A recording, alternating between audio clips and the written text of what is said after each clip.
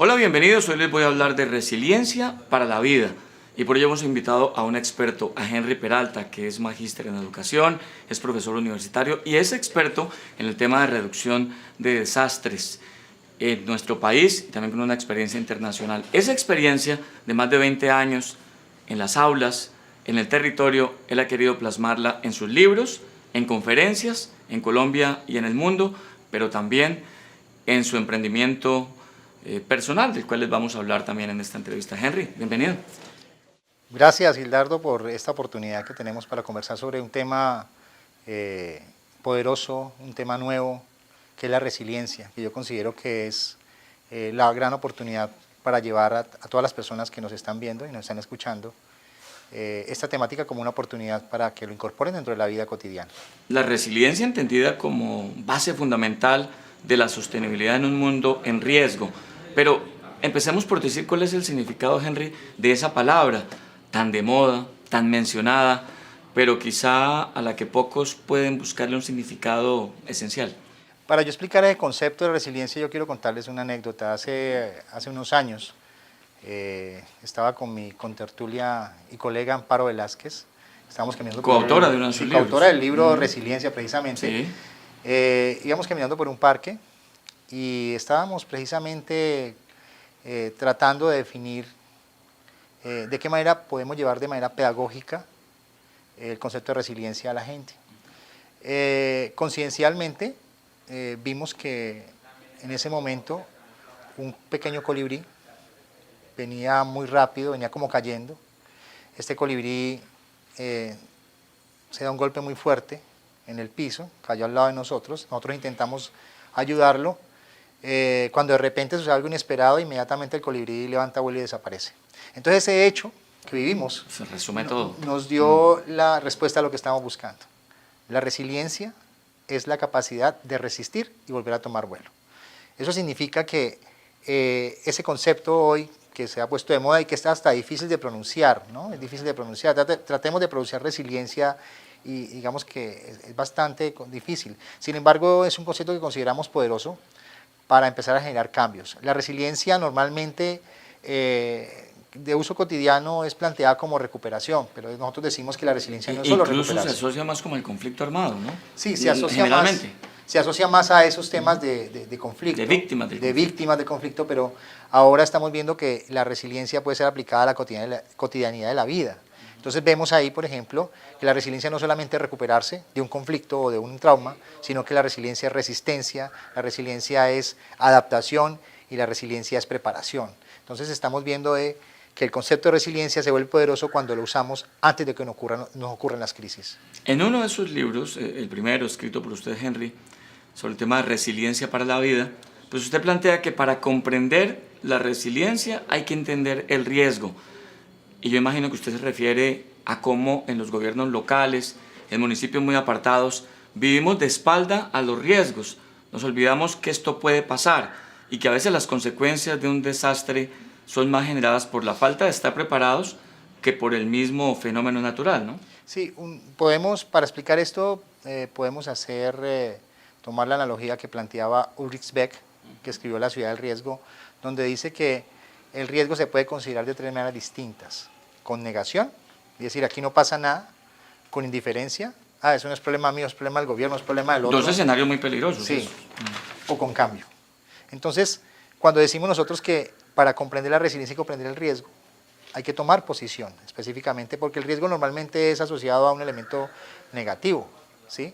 Cuando hablamos de resiliencia, decimos que la resiliencia es el elemento positivo del riesgo porque estamos hablando de fortalecer capacidades. El riesgo está compuesto básicamente por amenazas, vulnerabilidades, y la vulnerabilidad siempre es negativa. Cuando le dicen cuáles son tus debilidades, pues uno siempre está pensando en lo negativo, pero cuando le preguntan a uno cuáles son tus capacidades, es desde las capacidades entonces que podemos reducir el riesgo.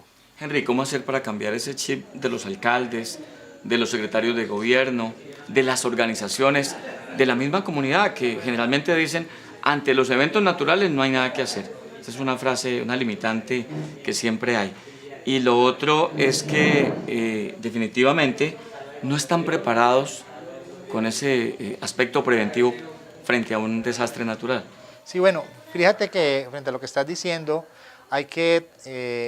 Normalmente hay una percepción de que los desastres son naturales. Nosotros decimos, y se ha comprobado durante más de 30 años, que los desastres no son naturales. Los desastres son producto de prácticas equivocadas del desarrollo. Los desastres son producto del desajuste en la relación sociedad-naturaleza y sociedad-sociedad. Entonces, por lo tanto, decir que los desastres son naturales es un grave error que desde la pedagogía de la educación tenemos que empezar a corregir, porque cuando decimos los desastres son naturales, lo que finalmente estamos diciendo es la naturaleza la culpable. Sí. Pero para ponerte un ejemplo, alguna vez un gran amigo que se llama Gustavo Wilches Chaos, que es uno de los grandes referentes de este país en la gestión del riesgo de desastre, en el suroccidente del país, ¿sí? Decía, en relación con la ola invernal 2010-2011, decía en una frase, el problema no es que llueva más, el problema son las goteras que hay en el techo. Entonces, para explicarlo un poco y entender esto, podemos decir que uno puede tener dos viviendas, una la otra construidas en la misma época, construidas con los mismos materiales, pero con dos dueños diferentes. Uno que le hace mantenimiento al techo anualmente y otro que nunca le hace. Entonces, ¿cuál de esas dos viviendas se va a afectar cuando ocurra la lluvia? Pues obviamente el que nunca le hace mantenimiento al techo, porque muy probablemente va a tener goteras. Entonces, eso desmitifica un poco el argumento de decir que los desastres son naturales. Para decir que si estamos preparados, llueve, truena, relampaguea, claro, y no pasa nada en mi casa. El problema de los desastres es un problema de los seres humanos, ¿sí?, que no han aprendido a convivir adecuadamente con la naturaleza. Y entonces ahí aparece precisamente la resiliencia como una respuesta positiva, ¿sí? Y eso es lo que podemos llamar resiliencia para la vida. Claro, porque la resiliencia normalmente está asociada al desastre y a la muerte, a cómo me recupero después de una crisis, o cómo me recupero del conflicto armado, o de otro tipo de conflictos. Pero cuando plantea la resiliencia para la vida, lo que te está es dando otros elementos para decir cómo yo resisto para que cuando ocurra la crisis... Y en una comunidad ¿sí?, permite salvar vidas. Totalmente, totalmente. Entonces, la resiliencia para la vida nos está dando la oportunidad de poder construir desde ya una forma diferente de entender el territorio, de relacionarnos con la naturaleza para enfrentar las crisis potenciales. Esa relación con la naturaleza ha fallado definitivamente. Y el cambio climático es una realidad. ¿Qué tan útil es la resiliencia para la vida en tiempos del cambio climático y en medio de los desafíos que plantea el mismo, Henry? Bueno, ahí hay muchos elementos que considero son importantes y en la medida en que nosotros fortalecemos las capacidades sociales de los territorios, las capacidades humanas, las capacidades financieras, las capacidades de liderazgo, y tú preguntabas ahora un poco sobre los alcaldes, sobre los gobiernos locales, ¿cierto? Yo pienso que es necesario generar un nuevo liderazgo.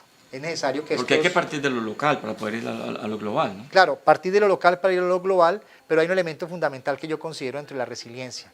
La resiliencia empieza en lo individual, se fortalece en lo familiar, se sigue robusteciendo en lo comunitario. Y en esa medida, en la medida en que tengamos la posibilidad de ser resilientes desde lo individual y seamos conscientes como tomadores de decisiones, ¿sí?, que apuntarle el fortalecimiento de las capacidades es un buen negocio, pues muy probablemente todos estos problemas de la inadecuada relación social-naturaleza pues se van a resolver. ¿Y qué tan fácil va a ser con ese diagnóstico, sobre todo de municipios apartados, de gobiernos locales, transitar de la vulnerabilidad a la resiliencia? Bueno, fíjate que eso es un elemento y una propuesta que estamos planteando con mi colega Amparo Velázquez en el libro Resiliencia, la clave del liderazgo del siglo XXI. Transitar de la vulnerabilidad a resiliencia es romper el paradigma de que los desastres son naturales. A pesar de que podemos tener debilidades, también nosotros tenemos capacidades. Y si fortalecemos esas capacidades, podemos avanzar de manera positiva y propositiva a generar una mejor relación sociedad-naturaleza y sociedad-sociedad. Yo siempre lo digo, ahí está, digamos, el meollo del asunto, el poder establecer una mejor articulación entre seres humanos, porque primero hay que, digamos, resolver los conflictos humanos. Los conflictos humanos que hoy tenemos finalmente terminan afectando a la naturaleza y generando conflictos con la naturaleza. Entonces, el fortalecer la parte individual de los líderes, de que ellos crean en una nueva visión y en una nueva oportunidad para avanzar, pensaría yo que es uno de los elementos fundamentales para crear y recrear la resiliencia. Como profesor, Henry, usted sabe que los ejemplos, la casuística son la mejor manera de lograr que las audiencias nos entiendan. Y me llamó mucho la atención en sus píldoras, en sus videos de internet, uno en donde usted compara dos empresas, sí. Una que se preparó y le apostó al cambio y estaba preparada cuando llegó un desastre, y otra que definitivamente no lo hizo. ¿Cuál es la diferencia entre una que se prepara para un momento como ese y una que no? Bueno, en este caso de las dos empresas que se llaman, una se llama Reciola y la otra es Riesgola. Reciola porque es de resiliencia y Riesgola porque vive en riesgo constantemente. Entonces, la diferencia entre una y otra es que Reciola, que le apunta a construir resiliencia, entiende que tanto sus actividades internas tienen que generar seguridad dentro de sus procesos, pero también tienen que generar seguridad hacia afuera. Es decir, Reciola se ocupa por mantener un entorno interno empresarial seguro, pero también un mejor relacionamiento con el externo, o sea, con las comunidades, con los gobiernos, para reducir contaminación, para reducir potenciales desastres. Por el contrario, Riesgola se preocupa por crecer internamente, por dar valor a las inversiones de sus socios, pero es una empresa que no se preocupa por el entorno, ¿sí? Entonces, en ese entorno es un caldo de cultivo que finalmente se convierte en una bomba de tiempo, ¿sí? Que en el momento de que ocurre un evento, una inundación, un terremoto, pues a pesar de que la empresa puede estar blindada de manera interna, pues va a ser poco competitiva porque lo externo va a estar colapsado, no va a tener a quién venderle, sus cadenas de suministro se van a afectar. Entonces, eso es un elemento muy importante para entender que la importancia de las empresas, ¿sí? Ya sea pública o privada, en invertir en reducción de riesgos implica entender el entorno, relacionarse adecuadamente con el entorno, ¿sí? Ir más de la responsabilidad social empresarial a un concepto de valor compartido. En ese tema los ahorros salen caros. Total. Es decir, no invertir en el tema de prevención, de reducción del riesgo, puede resultar fatal. Sí, entonces por eso decimos que normalmente las empresas y las comunidades y las sociedades dicen no hay recursos, pero uno dice, en la medida en que yo conozco el riesgo, ¿sí? Yo puedo, con esos escasos recursos que tenga, invertir sabiamente, ¿sí? Lo que se trata es, con lo poco que tenga, lo tengo que invertir adecuadamente para que esa inversión finalmente redunde en espacios de competitividad y de crecimiento, porque finalmente todos, de alguna forma, queremos crecer, queremos vivir en un hábitat adecuado y seguro. Bueno, Henry, yo creo que la gente que nos está viendo se puede estar preguntando por qué este señor se metió por el tema de la resiliencia para la vida, por qué habla tanto del riesgo. Y quizá para entenderlo hay que revisar un poco su trayectoria. Un hombre egresado de Univalle como ingeniero civil, con una maestría en educación, pero bueno, después va a Italia, en Turín, centro de formación de la OIT, también en el mismo tema, especialización, pero con una experiencia fabulosa en el territorio. Trabajo en Tumaco, en el eje cafetero, aquí en el barrio San Antonio, en Trujillo, en el Perú, y un bagaje pues impresionante que lo convierten en una autoridad de este tema y en pionero de la resiliencia para la vida. Pero yo creo que usted nos diga cómo lo impactó, cómo le cambió el chip a ese estudiante de ingeniería, lo que pasó en enero de 1999, el 25 de enero a la 1:20 de la tarde, la noticia sobre el terremoto en Armenia y el eje cafetero. Bueno, eso fue para mí un cambio de chip, porque estaba en tercer año de ingeniería civil y mi enfoque era construir puentes y construir edificios. Sin embargo, pues, la vida le da a veces a uno como esas experiencias y conciencialmente... Un punto de quiebre. Sí, un punto de quiebre total. Conciencialmente iba a recibir mi primera clase de Geología para Ingenieros con el profesor Andrés Velázquez, director del Observatorio Sismológico del Suroccidente, y ocurrió el terremoto. Y a partir de esa ocurrencia del terremoto, para mí cambió la perspectiva de vida del profesional. ¿Tuvo que viajar al eje cafetero? Claro, tuvimos que viajar, organizamos una excursión académica para observar y vivir en carne propia lo que estaba pasando. Entonces, un evento que le cambió la vida a miles de familias. Y que particularmente me cambió la vida en términos de lo que yo quería hacer. Cuando yo vi la destrucción, yo dije, aquí hay que hacer algo, hay que trabajar sobre la vulnerabilidad. Entonces yo inicio con el tema de la vulnerabilidad, me especializo en el Observatorio Sismológico del Suroccidente en la Universidad del Valle, en el tema de la evaluación de la vulnerabilidad, y ahí empezó mi proceso de aprendizaje y recorrido hasta el año 2013. Además porque Armenia yo creo que era un laboratorio para ustedes como estudiantes y para usted con esa vocación que ya se iniciaba. El sur de Armenia, mal construido, sobre invasiones y construcciones no sísmicas, yo como reportero lo cubrí también, quedó destruido. Y el norte de Armenia era donde podíamos ir a almorzar, donde encontrábamos restaurantes, porque ahí el daño no fue tan agresivo, ¿no?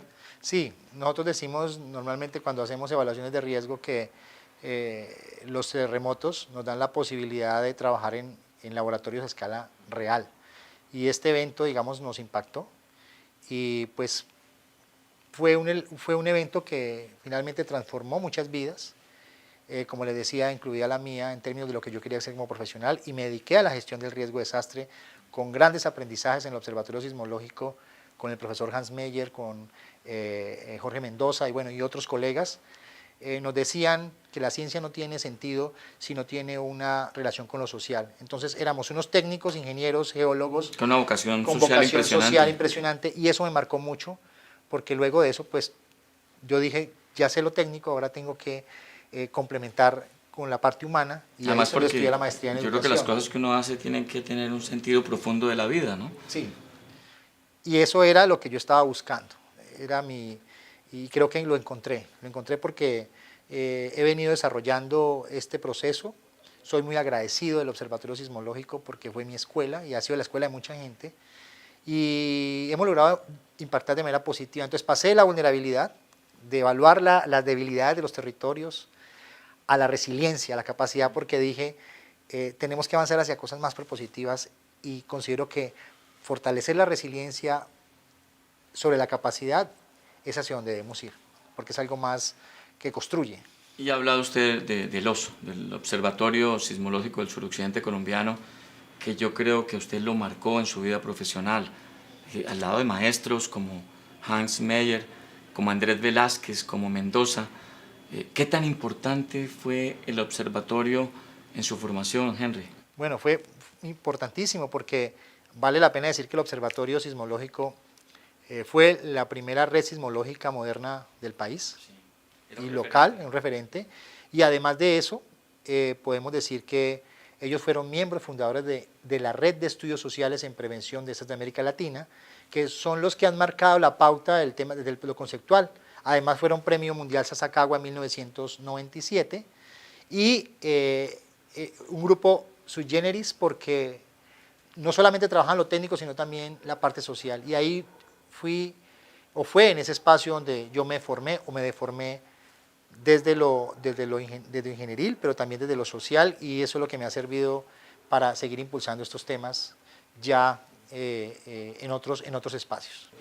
Bueno, Henry, además de ser consultor de Naciones Unidas, de toda su preparación y experiencia en el territorio, de haber laborado como profesor por espacio de muchos años, pues esta experticia en la reducción de riesgos lo ha llevado también a su propio emprendimiento, una empresa que se llama Soluciones Resilientes, en la que incursionó hace unos 5 años.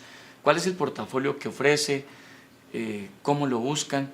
Porque obviamente un hombre con toda esta sapiencia vale la pena que asesore empresas, organizaciones y también autoridades locales y nacionales. Bueno, frente a ese emprendimiento que nació hace 5 años, como una propuesta también innovadora, creativa, una respuesta. Disruptiva, diría ¿sí? yo. Una respuesta a necesidades urgentes que tienen que ver con la forma en cómo se conceptualiza el tema del riesgo, y desde la resiliencia, el poder aportar a esta necesidad, pues nos ha permitido constituirnos hoy en una empresa del conocimiento, ¿sí? Específicamente del riesgo y de la resiliencia. Este emprendimiento tiene un enfoque, y nosotros decimos siempre que nosotros ofrecemos soluciones fáciles, simples y ajustadas a las necesidades de los territorios, ajustadas a las necesidades de los empresarios, ajustadas a las necesidades de las comunidades.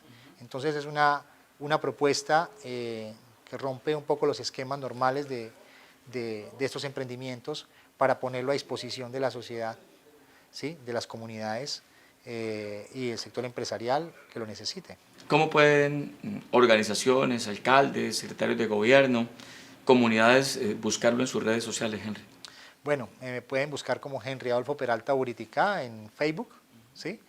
En la página web de Soluciones Resilientes es www.solucionesresilientes.com, y ahí tendremos el gusto de atenderlos, de compartir con todos nuestra experiencia, que no solamente la estamos desarrollando a nivel nacional, sino a nivel internacional. Precisamente el año antepasado, en el 2018, Soluciones Resilientes fue acreedor de un premio, el premio Ramazzini Carvalho de la Asociación de México, ¿sí? De Higiene y Seguridad. Y pues para nosotros fue algo muy importante porque nos permite... Eso fue la categoría de mejor iniciativa, ¿no? Sí, mejor iniciativa privada. Nos permite reafirmar que algo estamos haciendo bien y que tener un reconocimiento internacional nos permite también poner a disposición el conocimiento a todos los sectores. Henry, gracias por acompañarnos, por transmitir este conocimiento que también se debe saber entre la comunidad. Resiliencia para la vida. Y su pionero, Henry Peralta. Gracias. Muchas gracias, Ricardo.